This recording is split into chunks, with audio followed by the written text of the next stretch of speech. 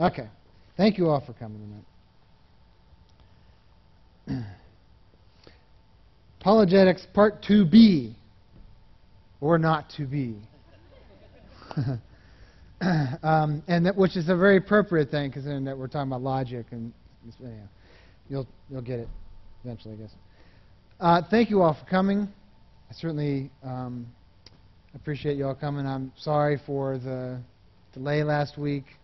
There was a death in part of the family, and we had to stay for the funeral, and it delayed our vacation, which then pushed it into the week, and then, that's how it goes. But I had a good time on vacation, so but I appreciate you all coming this week. And our next one will be 2 weeks, August 11th or something like that, I think it is.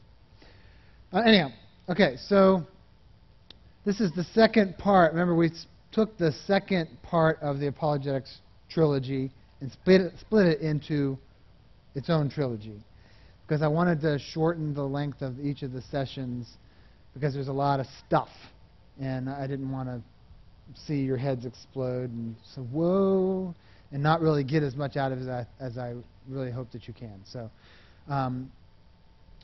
next slide. So again, I just want to remind you, our intent here is we're equipping Christians so that we can go out and engage people who are seeking the truth and actually help them to know Jesus Christ. That is our goal. We're not trying to win arguments. We're trying to set people up so that the Holy Spirit can work in their lives. That's what we want to try to do. And so that's our goal. And so what I want to do is review what we've done so far. Just remind you what we did in part 1, and then go on and sort of look at last week's. Next slide. So in part 1, remember we talked about basically 4 main arguments that Christians would face when dealing with a truth seeker. How do you know God exists? Is the Bible reliable? Did Jesus claim to be God? Don't all religions lead to God? And we looked at each one of those and the evidence that we have, the way we could present that to a non-believer to help win them over. That presentation is on YouTube. The address is up on the screen, but it's also in your handout. So if you look on the last page of your handout, that link is listed there. In part 2A, we talked about the conditions of intelligibility and started talking about logic. And really, this is, and what we're going to talk about today is a continuation of this. That also is on YouTube. Link is in your handout. The YouTube page has a link to the handouts if you don't have the handouts for that particular session. We're going to continue that discussion. What I'm going to do is I'm going to backtrack and go back into part 2A and breeze through a lot of what we covered in 2A and then pick up with 2B. So in your handout, you're not going to see some of the things that I'm going to start talking about. So if you missed it, you'll need to go back and get that handout. And I'm sorry I don't have any with me. Otherwise, I would make them available to you. So today we're going to continue the basics of logic. But again, I'm going to go back and revisit some things. So the first thing I'll go back to is conditions of intelligibility. Now, when we talk about intelligibility, again, what we're saying is in order for this world to make any sense, certain things just have to be. They're called preconditions. Logic being one of them. There's nothing. No one created logic. Logic was. And at the very end of this, I'm going to give you a logical argument that proves logic exists. Okay, so it'll be interesting. When we get there, you'll see it. It'll make sense. So first, when we are talking with a non-Christian, we really want to deal with some things. To begin with, we want to test what claims that they're making. If they're going to have intelligibility, they have to have certain aspects of their claim just have to exist. You can't be arbitrary. You just can't say anything you want. And your worldview can't be inconsistent. And I'm going to show you also, right before the proof of logic, right before that, I'm going to show you why you can't have an inconsistent worldview, why you can't make inconsistent claims. And so you might ask a couple questions. Is this possible? Is it plausible? And is it probable? When someone makes a claim, you can ask those kind of questions and maybe even start picking at what they're saying. You know, is that even possible to happen? If it's possible, it might not be plausible. You know, my example I think I gave last time was the Braves winning 50 games in a row. I mean, is it possible? Absolutely. I mean, it's totally possible. It's never happened in the history of baseball, but I mean, it's totally possible.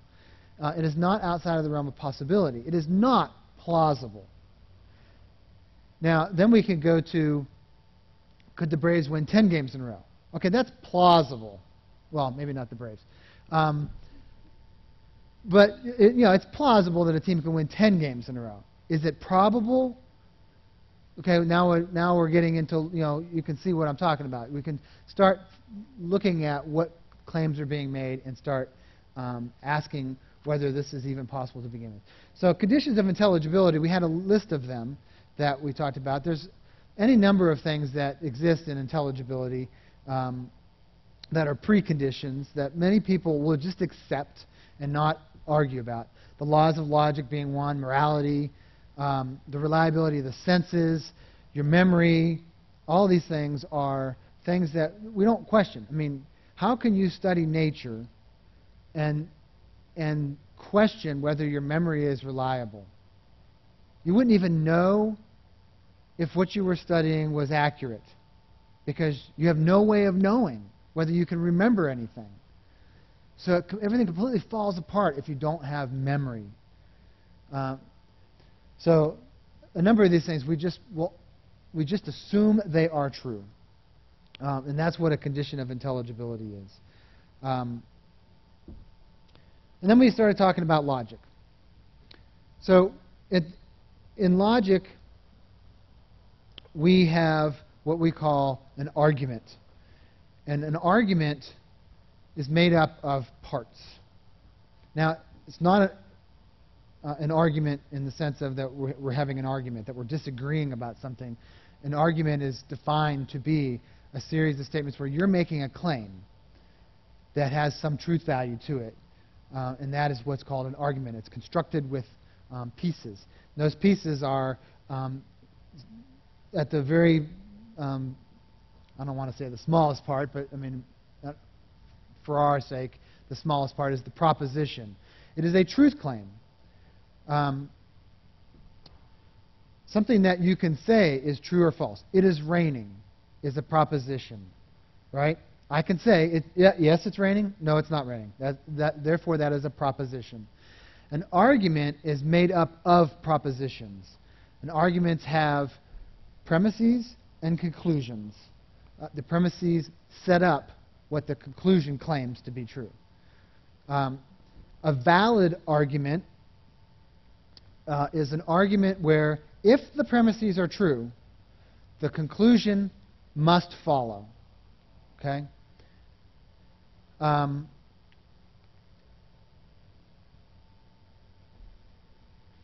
If it's raining, then the ground is wet, is an argument. It is a valid argument because if the premise is true, the conclusion is necessarily true, right? Now, you know, obviously there's some conditions where the ground might not be wet because it might be underneath an umbrella or something, but we'll disregard that for now and let's just think about the ground. A sound argument, well, I have another example. That all humans have hearts. I'm a human. I have a heart. The I have a heart logically follows from the first two premises. And if the first two premises are true, then I must have a heart. I mean, there's no other way around it. A sound argument is one where the premises are true, and it's a valid argument. And therefore, we know for sure this is what we're seeing here is actually a true statement. That the premises are true and the conclusion logically follows from them. And so this is a sound argument here. Any questions about that? I mean, I'm going to go through these things rather quickly.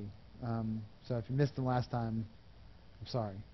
But you're welcome to ask any questions. I tried to build in lots of spots to stop for the question asking. All right. So the next thing we looked at was the law of non-contradiction. That,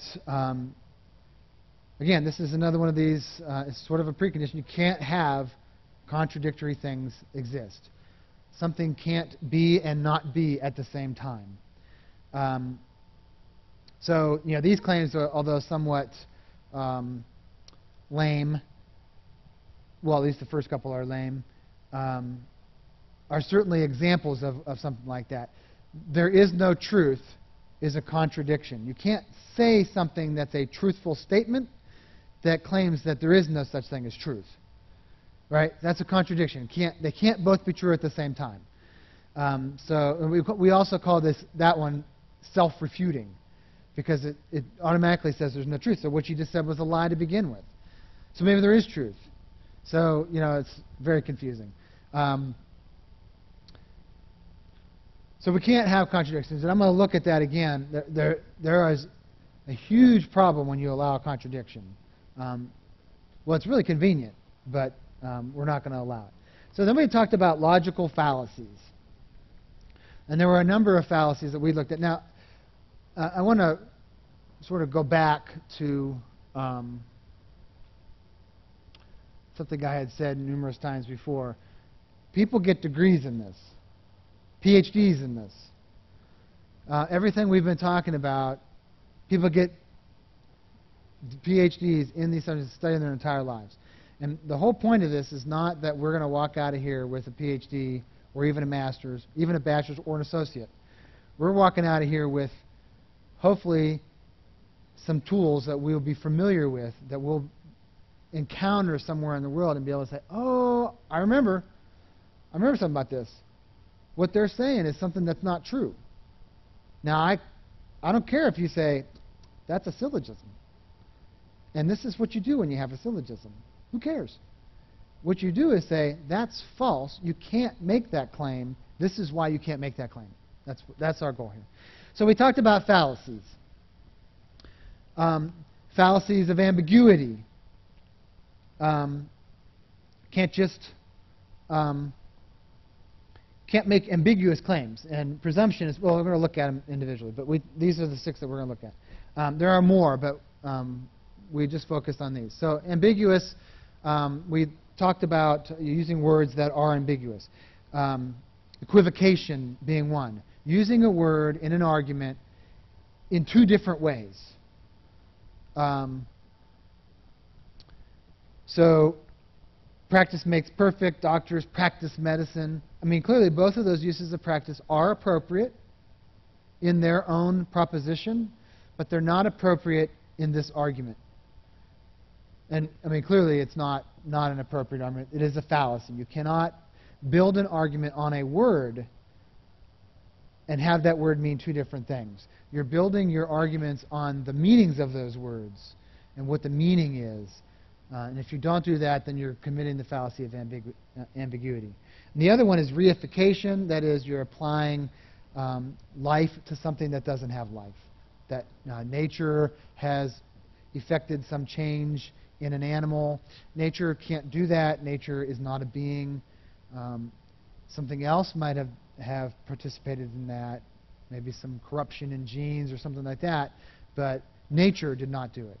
Now, obviously, sometimes the claim is not meant to actually mean that, but it is a fallacy. It's not valid. Then we talked about presumption, and there's a whole bunch of presumptive fallacies. To begin with, we have the hasty generalization. That is, I have too few things as examples for me to make this generalization. If I went to St. Louis and I walked outside in the morning and it was cloudy out, and I said, man, it's always cloudy in St. Louis. that's a hasty generalization. How do you know it's always cloudy? Have you been here for a year? No. We don't have enough evidence to make that claim, and so we want to contest that. A sweeping generalization is one that expands even beyond that.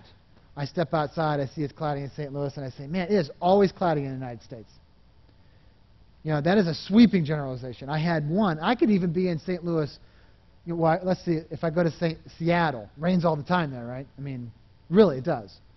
Like 100 days out of the year, it's raining in Seattle. So, I mean, that's a lot of rain. And if I lived in Seattle and it rained 100 days out of the year, and I say, man, it rains a lot in this country, that's a sweeping generalization, right? How much does it rain in Arizona? Not near as much as it rains in Seattle. So anyhow, the next one is bifurcation. A bifurcation is I make a claim that there are only two choices when in fact there's a third. So a light being red or green. Well, it could be yellow, right? And so that's a bifurcation. Oftentimes we'll see it in an example like the second one where you're either living by faith or you're a rational thinker. We can't be both, right? Well, actually, you can be both. And I think, argue you have to be both. I don't think you can live by faith and not be a rational thinker. And I don't think you can be a rational thinker if you don't live by faith.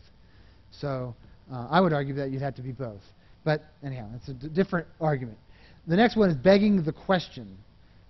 That is, I put in my premise what I'm going to argue. This is sort of circular reasoning. Miracles are impossible because they cannot happen, right? Wait a minute. It says the same thing, doesn't it? I mean, I need more than that. So these are circular arguments. A question-begging epithet is we use emotionally charged language when we make our claim to basically assert our argument. Nobody wants to be involved in these kind of things. I don't want to be on the receiving end of these things. The criminal is charged with the vicious murder of the innocent man. How about the person who was apprehended is being charged with the death of the person named below, something like that. Very generic, not fallacious. The complex question is a question that's hard to answer because if you answer it, you are answering an assumption that's made that's not actually being stated. Why are creationists against science? So this should really be broken up into two questions. Are creationists against science? And if so, why are they against science? The most infamous one that I've ever heard is, have you stopped beating your wife? It's one that you don't want to answer. Yes, I have. Well, you were beating your wife? Or, no, I haven't. Well, you're still beating your wife? No, I've never beat my wife. You can't get out of it, and you're stuck in this loop. How do you answer the question without affirming an assumption that's being made that's tucked in the middle there that needs to come out? And the last one is the no true Scotsman. No Scotsman puts sugar on their porridge, but Angus is a Scotsman and he puts sugar on his porridge. Well, no true Scotsman puts sugar on his porridge. Really? So we're emphasizing this added piece that is not, it's arbitrary. No true Scotsman? What is a true Scotsman? Someone who's born in Scotland? Angus was born in Scotland. So that is the no true Scotsman fallacy. Then we have special pleading. Special pleading is that I can make a claim that you can't. Right? And so you can't force your morals on other people, which is going back to that one we had said earlier. a self-refuting statement, right? If you can't force your morals on other people, that in and of itself is forcing morals on someone, and therefore is a special pleading fallacy. You're not allowed to do something that your opponent can't do. Okay? Our next one was false analogy. We'll compare two things in a very trivial way and then make a claim that's irrelevant to that comparison. I mean, it's not a valid one. So this very trivial example, why should you complain about having to work a 12-hour day? Computers work 24 hours a day. The comparison is very trivial. Yes, computers work, but it's not the same kind of thing. In some ways, this could be considered sort of an equivocation, because what we're talking about here with work is actually not necessarily the same kind of work. And so we might even consider this an equivocation. And I think we'll notice that oftentimes an argument will have a fallacy built in that may not be easy to decipher because it may be more than one. And you're looking at it saying, my gosh, there's all kinds of things wrong with this claim. So, like this, I'm making this comparison between two things that I should never compare, and then concluding something that it's just fantastical. But I'm also equivocating on a word in my claim. And so I've got two problems with this argument already. And we can find many problems with them. So our next one is the fallacy of false cause. We have cause and effect relationship, and we assume that an effect is given by a false cause. Bad luck walking under a ladder, or a cat walking in front of you. I mean, that's totally irrelevant. We know that that's not true, and that would be the fallacy of false cause. And the last one is the fallacy of slippery slope. That a series of events will occur that are going to result in something that we don't want, and that is our argument for something. But there might, in fact, or there is, in fact, other ways around this problem. So here, this argument, if we allow for the possibility of miracles, then science would come to a halt. I mean, how could we do science if we allow miracles? We'd never know if we were observing the laws of nature or a miracle. But we know from our understanding of miracles that miracles don't happen every day. And so, by definition, we can study nature, because we can study what's going on every day in nature, see things happen repeatedly, and know they're not miracles. A miracle doesn't happen repeatedly. That wouldn't be a miracle. That would be nature. And so, therefore, there is a way around this problem that they're claiming to be a problem.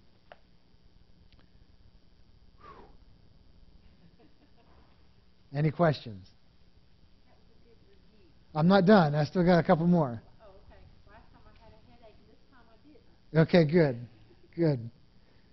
I think I have one more slide to look at before I get into the new stuff. And the next one is the fallacies of relevance. There's a collection of fallacies of relevance. The genetic fallacy, stating that there is something wrong with a claim based on its origin. Just because the Star tabloid says it doesn't mean it's false.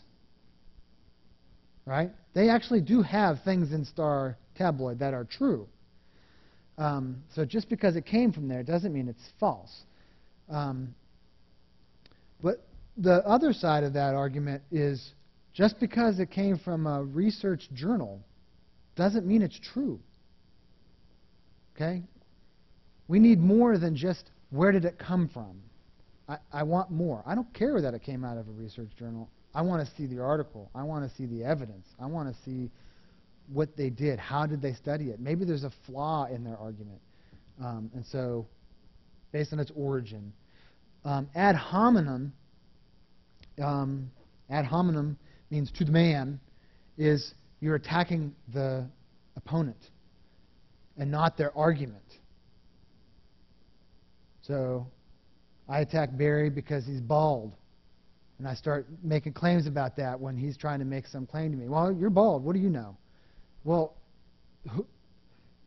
whoa, this is not about me. It's about the argument, not about me, right? And so whether I'm bald or not, or named Barry or not, is irrelevant to the argument. Is the argument sound is all that matters, not who the person is or where it came from.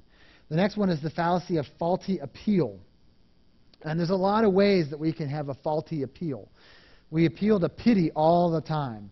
Those commercials we see on television with the pitiful dogs, and they want you to send money to the ASAPC or whatever that thing's called. That's a faulty appeal. They're appealing to your pity to get you to send money in. It's not necessarily wrong, but it is a fallacious argument to do that. It is appealing to pity. Appealing to fear, that we don't want to do this. And this happened a lot in the election when the marriage amendment came up, that what would happen if the marriage amendment didn't pass, and you'll hear a lot of things that are arguments out of fear. All of a sudden the whole marriage institution will fall apart.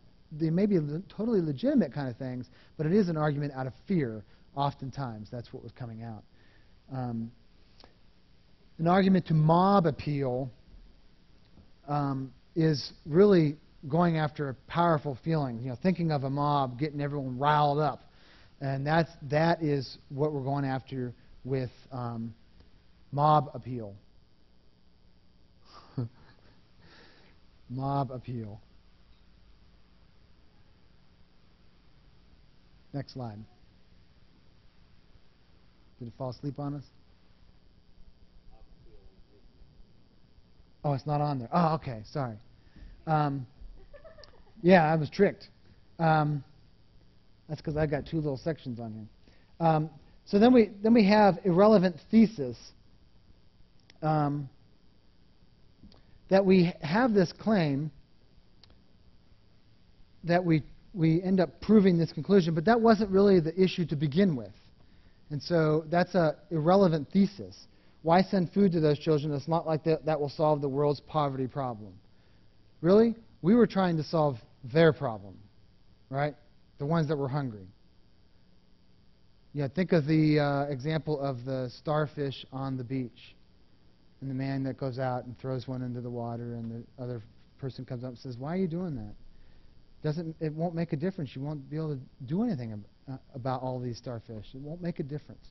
And he picks it up, throws it in the water, and says, "It made a difference to that one." And that is, the other person was trying to make a claim of a relevant thesis. It doesn't make a difference, but it does. And so that's a relevant thesis. And the last one, straw man fallacy. Taking your opponent's argument, varying it ever so slightly to make it easier to knock down, when in fact that's not their own claim. And so that's a straw man fallacy. Okay? Those happen a lot. Everyone does it because sometimes it is easier to set up a straw man than it is to actually argue the original claim. And sometimes we are forced to use a straw man first in order to get our way to the real argument. So sometimes we have seen them be used, but we are in danger because we are committing a fallacy when we're doing this, and we can be challenged on it. All right, questions about that? I know that's a lot. The straw man fallacy? Okay, you have a certain belief.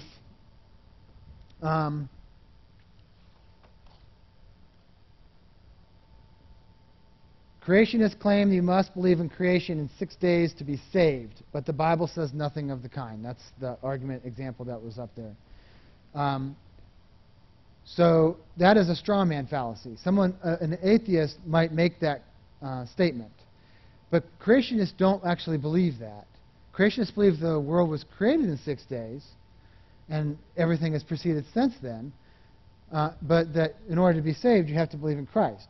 But a straw man fallacy says, well, let me pervert this argument just a bit and make it sound like what the creationists really are claiming is something else. And then say, well, it's not even in the Bible. Well, you're right, it's not in the Bible. Dang. Well, that's all right, because that wasn't my claim to begin with. Right? So, but that is the attempt, to try to discredit a statement by showing that it's false, but it wasn't the actual belief of the person to begin with. Okay? Does that make more sense? Okay. Any other questions?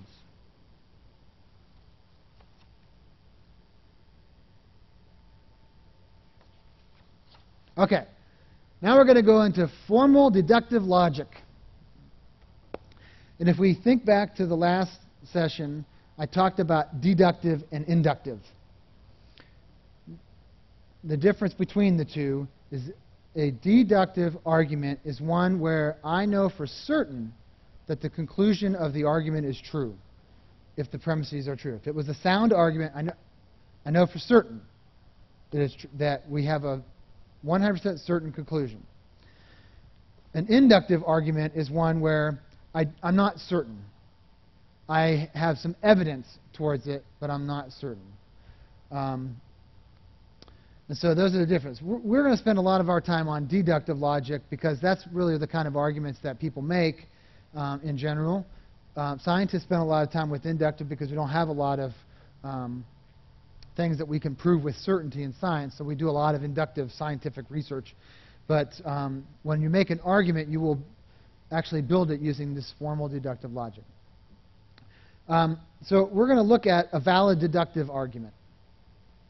Okay, and here it is. And it should be in your handout, if I remember that I did this correctly.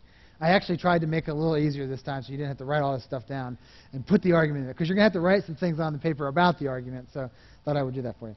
So here's our argument. And I made this before. It's raining here. If it's raining here, it's wet here. It's raining here. It is wet here. Okay, and we're going to assume that we're out in the field. There's no umbrellas or roofs or anything over us.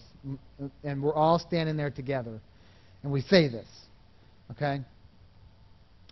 So this is a valid deductive argument. Now, this is just with words. Now I'm going to do some. I'm a mathematician, and so mathematicians like to try to simplify things a little bit, try to make it a little more generic, because this follows a pattern. See, if something, then something, right? So if, go to the next slide, if the pink thing, then the blue thing. So that is an argument, right? We have a premise and a conclusion. It is a valid argument because if I can show the premise to be true, the conclusion necessarily follows. So it's valid. It's not necessarily sound because it's not raining necessarily. But if it were raining, it would be sound. So this is what an argument looks like. Now we're going to throw these letters on here. P, Q, we'll have R. We might even go to S and T. We won't do that today. We'll use these letters to take the place of the statements. If P, then Q. Right? So if it's raining, then it's wet. If P, then Q. Then I'll assert P to be true. That's the second line. It's raining. Therefore, Q must be true, right? We've shown that it is a valid argument, so Q has to be true in this instance. And so this is a valid deductive argument. So we're going to look at these things using the letters because we can actually then take, in place of the letters, we can just put all kinds of claims. Yes. Well, I'll try to keep it simple though. I'll try to keep it simple because really it is just a matter of following the letters. And one reason why we do this is because we can then take an argument someone's making, replace it with other things, and see if it makes sense. And I want to show you an example of that in a minute. So a very common kind is called categorical logic or categorical syllogism. A syllogism is nothing but one proposition that's being asserted based on two or more other propositions. Okay, so we have, remember, a proposition is nothing but a truth claim, right? So all dogs are mammals. That's a proposition. Is it true? Yep, so it is a truth claim, so it's a proposition. All mammals breathe air. Another proposition, also true. Therefore, dogs breathe air. Okay, and I put the letters underneath again. Made it all nice and colorful. And again, we can see following the letters in here about this thing. But there are two propositions in this argument that lead to the conclusion, which also is a proposition. So that is a syllogism. In this particular case, we would call the dogs the minor term of the syllogism, and we would call the breathe air the major term, in case you wanted to know. But we're going to look at these kind of arguments a lot. But these kind of arguments, we have them a lot. I mean, we like to make these kind of claims because we try to classify things. And so if we can figure out that something is in this group, and this group is one of these things, isn't this how the scientists try to do this with evolution? I mean, I'm in this group now, and I descended from this thing. That's how they try to do it. So, yes, then it violates all kinds of crazy things. Yeah. So, but this allows us to look at a very common way of refuting someone's argument. It's called the refutation by logical analogy. So here's an argument. Some men are cowards. All daredevils are men. Therefore, some daredevils are cowards. Looks very similar to the one we just saw, didn't it? Same kind of feel to it. Some and all, and these are all propositions, right? Some men are cowards. That's a proposition. It's true, right? I mean, some men are cowards, and all daredevils are men. Maybe not true. It is a proposition because you can assign a truth value to it, and that's all that's required for a proposition. It's either true or false, and this could definitely be true or false, although I'd say it's false. I think some daredevils are women, but that's irrelevant to this particular claim. Therefore, some daredevils are cowards. Okay, is this a valid argument? So no, right, because we're talking about refuting arguments. So this is how we'll do this. We're going to replace the pieces with something else. Look at something that we can really tell the difference. Okay? So let's look at the next slide. One more slide. Some mammals are cats. Right? That looks like the first statement of the other one. Some men are cowards. Some mammals are cats. All dogs are mammals. Yeah, that's true, right? Therefore, some dogs are cats. What? Now, if you'll notice, all the pieces are in the right places, right? The Q is the same as the Q over there, and it's the same as the Q in the second statement. All the pieces are there. But we can plainly tell from this particular version of the argument, this is an outright false argument. Therefore, so is the previous one. Okay? The previous one cannot be correct, because this one's not correct. And they are the same argument. So if you are going to make an argument, they all follow a pattern of some sort. And you can replace the pieces with other arguments and see if it all holds. And if it doesn't hold, the original one was false to begin with. Okay? So it's a very handy tool in refuting someone's claim. So when you hear it and you say, sounds like bunk, let me see if it's bunk. Okay? And I'll start replacing pieces and see, well, yeah, that doesn't work. Because if I look at it this way, it won't work. Questions about that? Someone makes a statement like that. What do? You write it down and you start looking at it? You certainly can. I mean, people who study logic would hear the argument and just immediately start putting pieces in place.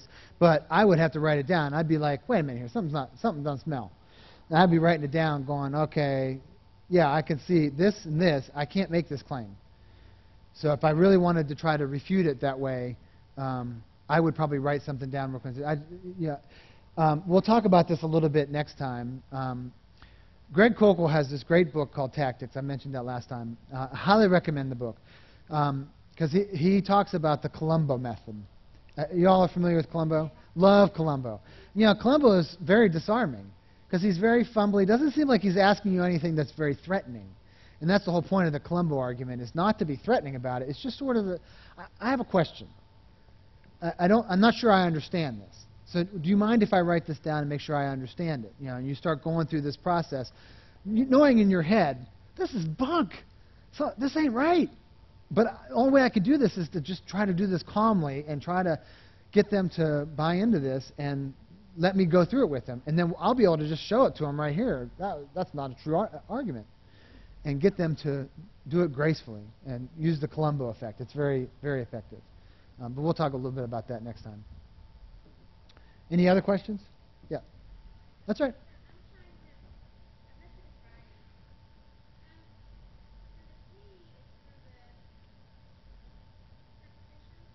No, the letters themselves are meaningless. You can choose any letter you want. All we're trying to do is associate that particular part of the claim with some letter so that I can follow the letter through the argument.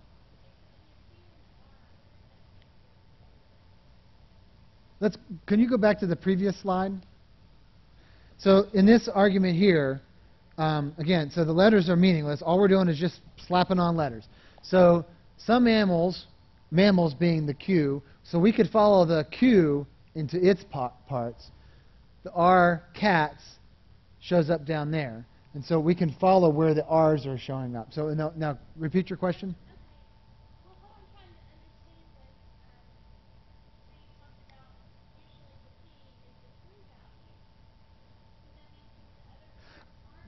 Okay, that was in the first example that we had, where it was the second statement was a P, and we asserted it to be true. And I'm going to talk about that in just a minute. I'll come back to that. Let me see, after I do the next one, tell me if you still have a question.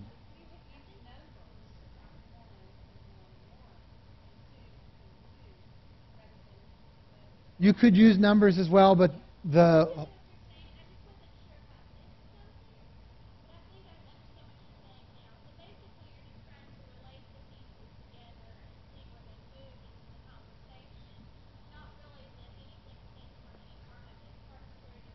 Correct. It makes no claim about the truthfulness of anything.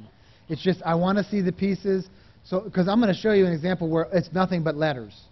And you're going to be like, wow, where'd the argument go? Well, we're going to throw the argument in, but we're going to look at the letters, because the letters is the template. It's what the argument looks like, no matter what the words are. Okay? All right, we'll come back to that in just a second. All right. Other questions? All right.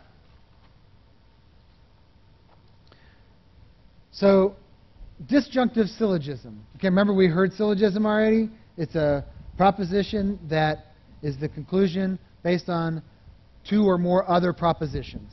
Okay, now this one's going to look very similar to that very first one we saw, but with a ever so slight variation. I should have started with the other one so that we could have started with that one first, but a disjunctive syllogism starts like this. P or Q, not P, therefore Q. Okay? That is, one or another thing are true. Okay? And I'm going to tell you that one of them is not. Well, therefore, the other one has to be true, right? So that, I mean, this makes sense, right? If one of two things has to be true, and I tell you one of them's not, then the other one is. Okay? That is a disjunctive syllogism. So, for example, putting words into play. Either he is at work or he's at home. Okay, that's a P or Q. And then I say, he's not working. Then he's at home, right? I'm not claiming this is a sound argument. It's just an argument. It may not even be valid. But it is an argument. And it is a disjunctive syllogism. Okay? So either one of the two parts of the first statement are true, and I tell you one of them's not, the other one has to be. And so this is a disjunctive syllogism.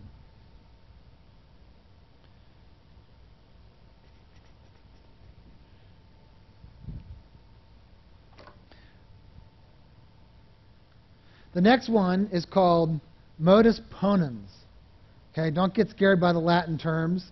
A lot of this has come from eons ago, back Aristotle, Plato, all of them played around with these kind of things. This is called the modus ponens, which means method of affirming. And you'll see this is the very first one that I showed you. If P, then Q, P, therefore Q. Okay? This is a valid argument.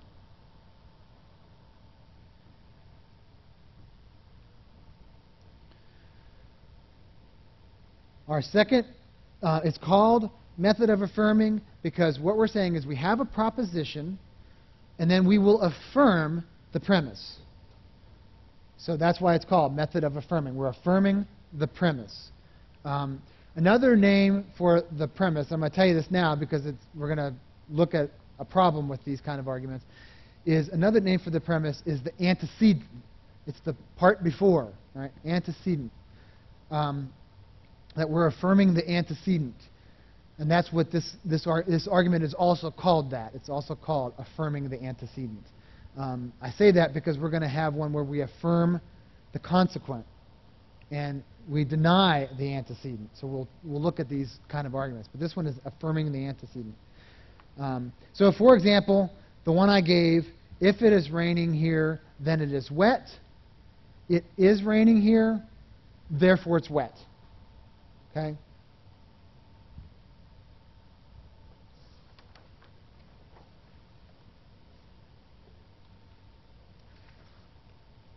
And the last one that we'll look at is the modus tollens, which means method of denying. This time, we're going to deny the consequent being the conclusion of a premise. So, for example, this is what it looks like. If P, then Q, not Q. Therefore, not P. Right? To help make some sense of that, for example, if it is raining here, then it is wet. Our great premise that we've been using. If it's not wet here, right, I'm going to say it's not wet here. Therefore, it's not raining here. If the first statement is true, which it is, it's a valid argument, and I say it's not wet here, then it's not raining here. Okay? This is a modus tollens, which means method of denying. So we're denying the consequent. Now this leads to a couple problems that we'll talk about, but I want to see if there's any questions about these three examples before we go into the problems that we face when we try to make arguments.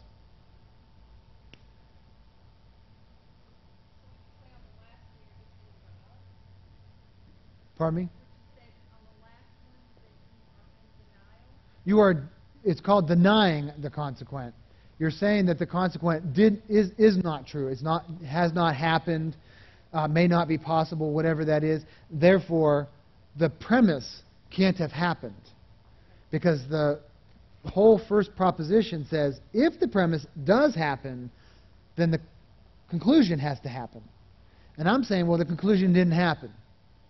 And then you can say, well, then neither did the premise.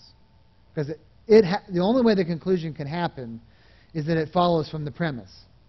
And since the conclusion didn't happen, neither did the premise. Okay?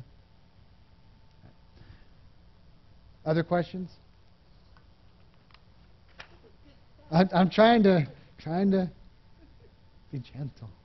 Okay. So problems with these kind of arguments. Remember, I was stressing what they were, affirming the antecedent and denying the consequent, because I could swap those words around and I could get affirming the consequent, which is our next one. Affirming the consequent is invalid.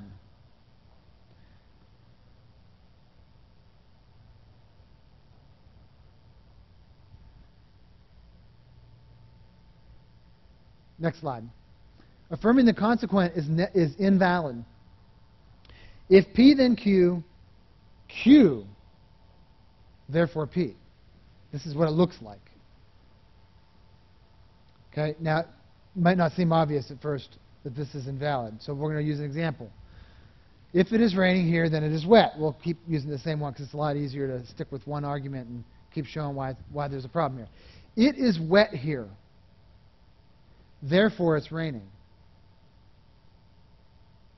Is there any other way it could be wet here and it not be raining? It could be dew. The sprinkler could be busted. It could have just finished raining, right? So there are many ways it could be wet and not have rained. The first premise says that if it rained, it will be wet. But it doesn't make any other claims as to why something might be wet. Right. And so if you then try to claim the conclusion is true and that therefore leads to the premise being true, that is invalid. You cannot do that. Because there are many ways that maybe many ways that the conclusion could be true without the premise being true. What the first premise claims is that the only way that if the first part happens, we know for certain the second one will, but not the other way around. Okay, so this is called affirming the consequent, and it's invalid. We cannot say that the conclusion is true leads to the premise being true. The flip side to that would be denying the antecedent.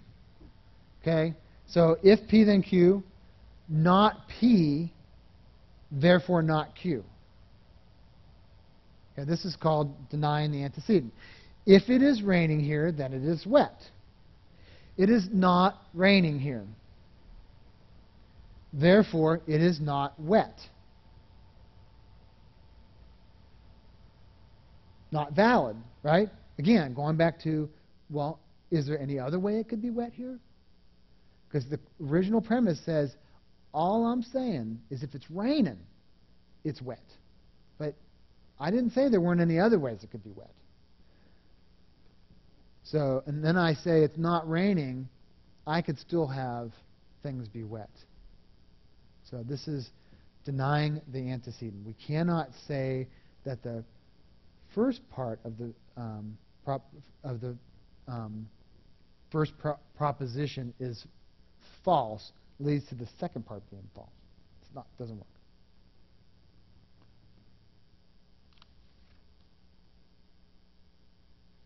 You all with me? Right. The next one is the false premise. That is, we have an argument. This is an interesting kind of argument. Okay. There are many examples that we can construct of these that follow the three forms that we talked about. This is just one example. If it is raining here, then the Braves will win the pennant. Okay? And the Braves did not win the pennant. So it's not raining here. Okay?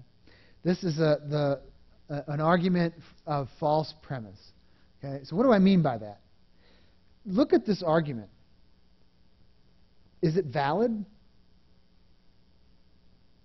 Remember what a valid argument is. Now don't look to see if it's true. I'm asking if it's valid.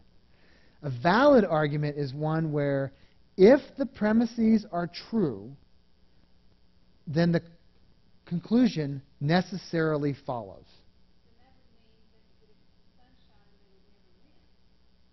It could. So if it's raining here, the Braves will win the pennant. Okay, that is can I say that's true or false? Is that a truth claim?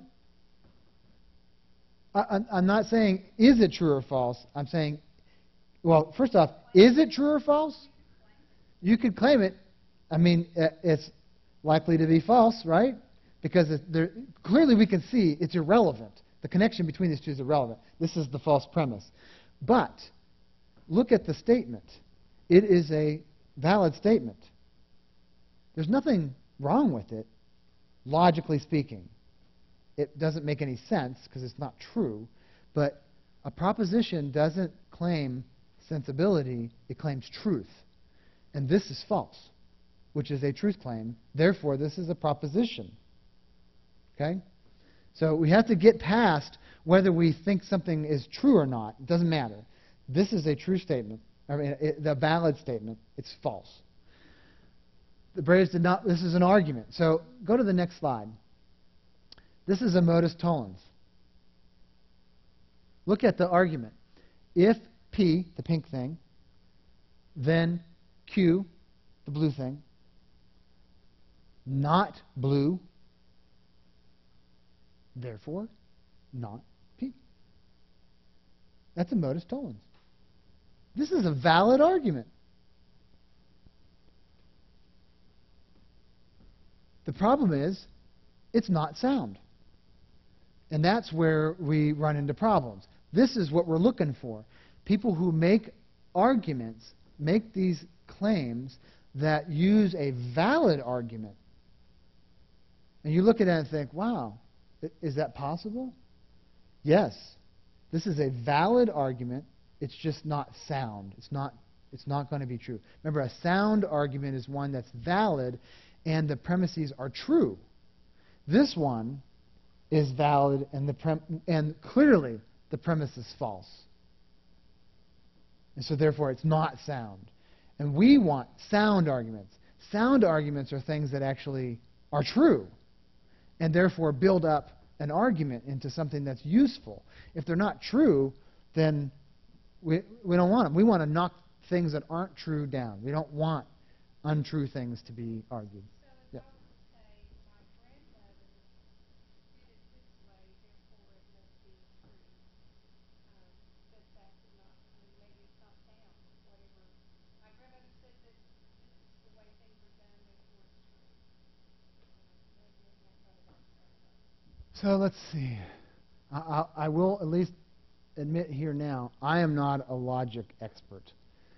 So I struggle with this stuff too. But then you have to take into account that your grandmother's human, therefore she could be wrong, so it might not be valid. Right. So let's see. If my grandmother made the claim, then it is true. But in this form of the argument, you'd have to say it is not true. Therefore, it is not therefore my grandmother did not state it. Right? But the first, in that particular case, if my grandmother stated it is true, right, is a false premise just because my grandmother said it doesn't make it true. So it's not necessarily a false premise, but it certainly seems like a sweeping generalization. It's pretty broad. You're making a pretty big claim there that might be hard to validate. But that's what you're looking at. That's the kind of thing you're looking at. Is The application world, I mean, if you're, what you're doing is, how can we apply this? yes, How could I? yes. And we are going to look at some examples next time, some real examples that actually have shown up in the paper, on the radio. I heard an interview the other day with Cyndi Lauper who made some claim that was like, whoa, that's perfect. Love it. So I got to track down the transcript for that thing. Can I ask you a question? Yeah. So looking at that statement, if somebody made that statement to you to try to win an argument, are they using the part, the grade will win the pennant? Are they trying to throw you off the real basis for their argument by getting you off on something that has nothing to do with the rain and the wet and the rain? So actually, I have to make a confession because now I thought I fixed this slide. I must have fixed a different one. That second statement should say the Braves did not win the pennant. It says it on my notes. The second statement should say the Braves did not win the pennant. So So I apologize. That makes this more confusing. If it's raining here, then the Braves will win the pennant. The Braves did not win the pennant. Therefore, it's not raining. That's what this should say. Oh, the second line should be the Braves did not. Right. Yes, I apologize. I made the correction, but clearly made the correction on the wrong file. Okay, does that make more sense now? I hope. Yeah. And so. I'd like to talk about the doctors being perfect. Practice makes perfect. Well, that's a equivocation because they use the word practice in different ways. Pretty much you could think of any argument where you make a claim in the first statement.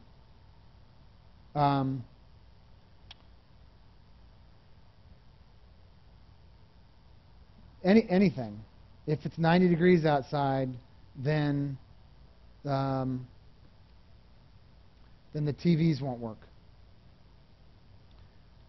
The TVs aren't working, therefore it's not 90 degrees outside. Okay? It is a valid argument. But the first claim that we make isn't even true because there's no necessary connection between the temperature outside and whether these televisions are working. Right? So the premise is false. So what we're looking for is when they make some statement that we could actually parse it apart and see that it's a valid argument and get nervous. But something inside us is saying, something doesn't smell right here. Right? It just doesn't seem right. If it doesn't seem right and you've looked at the argument and said, well, this is valid, I'm allowed to do this, then, and it still doesn't smell right, then you go after the premise and say, well, then the premise might be wrong. If the premise is false, it's not a sound argument. They shouldn't be using it. So it can be valid, but it cannot be true. Correct. At the same time. Correct. And we want to find that. So we either want to invalidate their argument. If we can find that it's invalid, we're good. Then we can help them understand why their argument's invalid and how they might have to correct their thinking. If it happens to be valid, then try to show that it's not sound, that there's something false in the premise. Then they made a false statement in their argument, even though the argument is legit. It's not true. Okay? And we only want to be making true arguments. All right, so the next one is an enthymeme. That is, we have an unstated premise. For example, dinosaurs clearly did not live at the same time as people. After all, we don't find any fossils in the same layer as the rocks. Same rock layers as men are. So this is an enthymeme. That is, there's more to this argument. They just didn't give it to us. Now, these aren't necessarily invalid, but they certainly send off warning flags, because usually the reason why we leave something out is because we know it's not valid, and we don't want someone to pick it off. So I'll leave it out. And, don't we do this a lot? I mean, you come home and tell your wife something, and, it's this and this. Well, I didn't tell you that part, which was the important part. You needed that part right there. So that's what we have here. So really what we should be looking for here is maybe we should rephrase this. Maybe we should rephrase it such as this. If dinosaur fossils were found in the same rock layers as human fossils, then they lived at the same time. Dinosaur fossils were not found at the same rock layers here, therefore they did not live at the same time. That's an argument. I'm not making the claim that it's necessarily sound, but it is an argument that would be valid, right? Maybe. Because if we look at it, that's what they're saying, right? That's what the claim was in the original one. They left the part out, so they make this claim. So we'll rephrase it for them, maybe help them out a little bit. Maybe you meant this. Okay, and if they did mean this, that's good, because this is denying the consequent. And therefore it's invalid. Because they said, It's if P then Q, not P. So we're denying the antecedent here.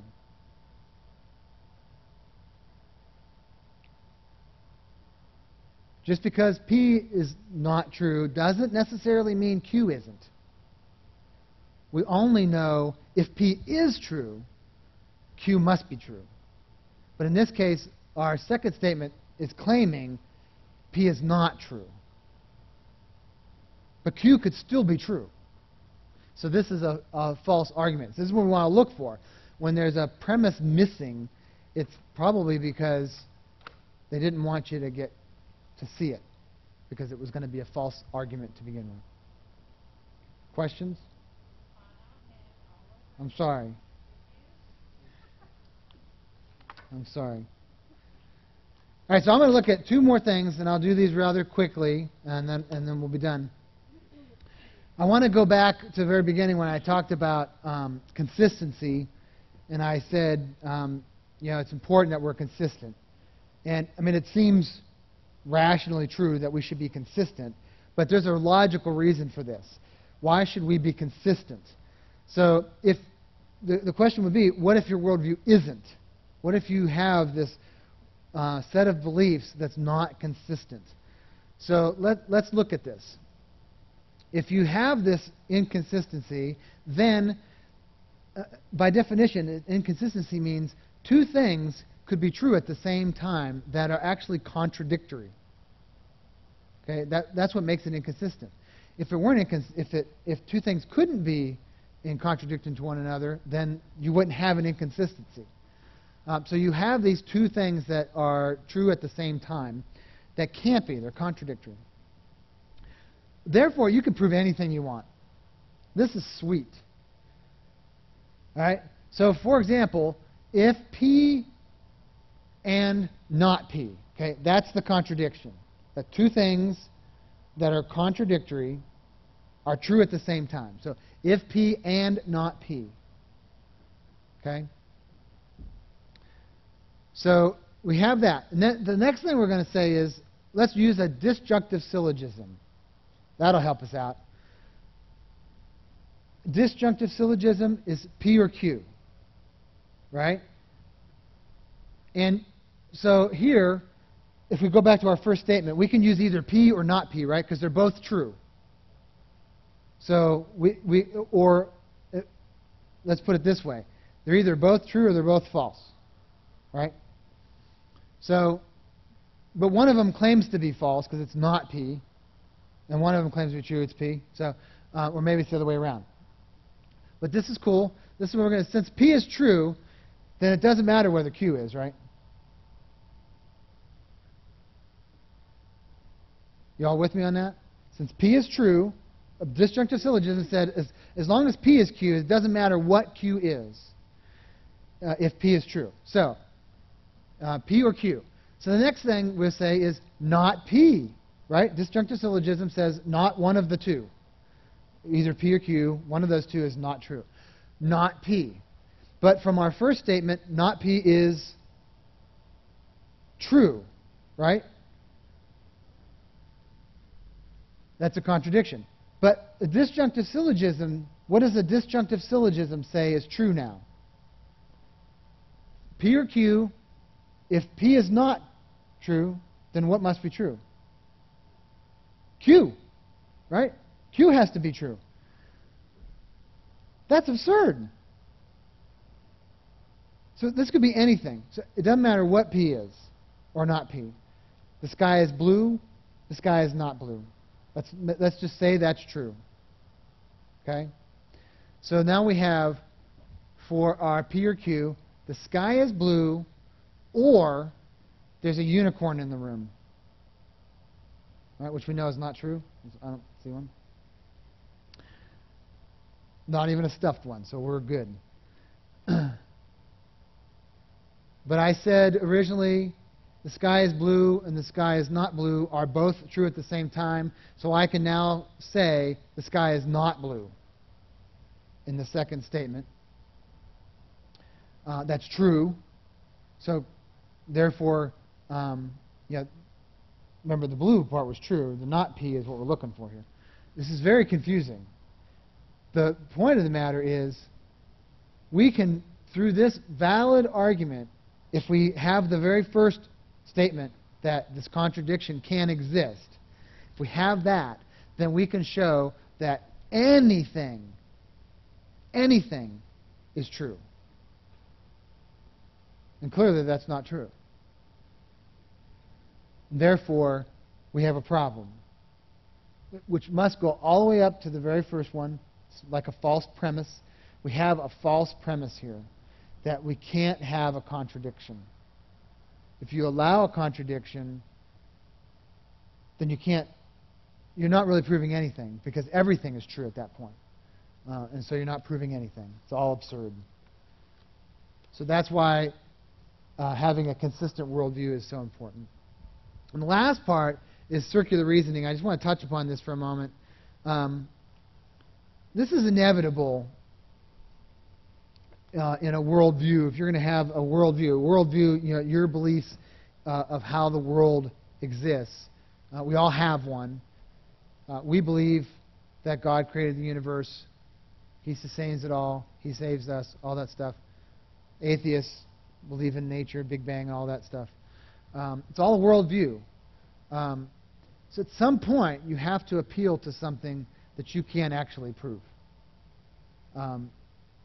Or you'll assume it and then try to prove it. And that's circular reasoning. It's not necessarily invalid. It's sometimes necessary. So, for example, I'll give you an example here. Go a couple of slides forward. I said a couple of these things. Two more.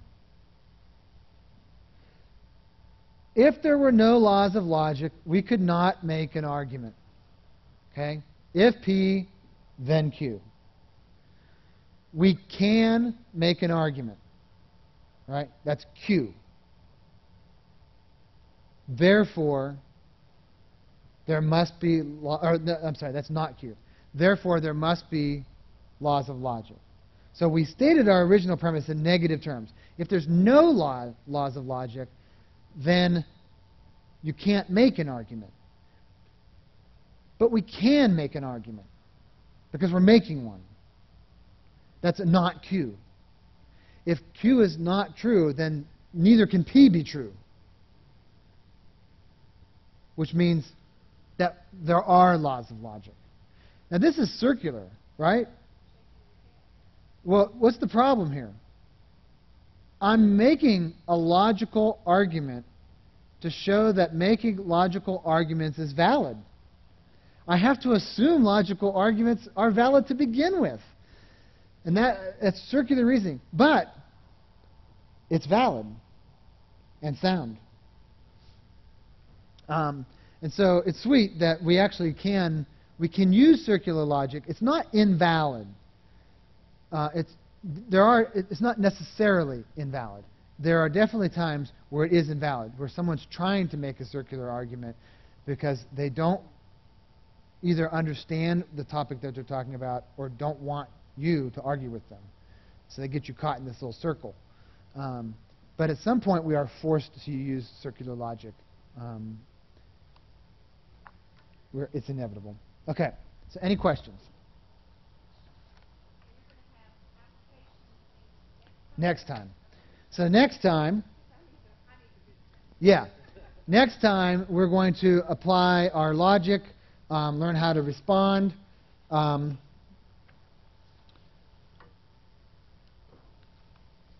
That's next time, and then and I actually have another slide that says what's next, and then in the fall, after fall semester, I don't have any idea when we'll do it. Maybe in January again. I don't know. Sometime in the fall, we will also look at some other arguments that we can use in apologetics that deal with tough topics like homosexuality and abortion, where people do use these kind of arguments, the fallacies that we're talking about, to support abortion and homosexuality that we'll look at and try to show what's wrong with them. Okay, that was a lot. I know.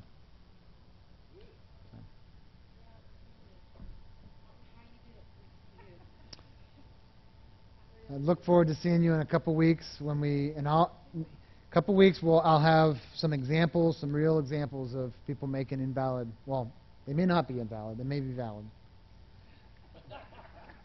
We'll have to look at them and see. You're not going to test us, are you? No. I just want us to see. You have to apply it. It doesn't really help until you apply it. You probably didn't pick it up real fast, but once you learn it, when you hear it on the radio, like you said, or read it in the newspaper, it'll just you'll say, oh my Yeah. God, that's what we said. Yeah, we won't know the technical term, but I don't. Yeah, and who cares, right? see it or Is anyone ever going to say, "Well, you did a disjunctive syllable"? Who cares? It doesn't matter. Nobody cares. yes. Yeah, nobody cares. All that matters is you can't make that kind of an argument. It's not valid. My daughter's on the way. I have to go. Okay. Thank you so much. Thank you. Y'all have a good evening. Pages. Oh, no.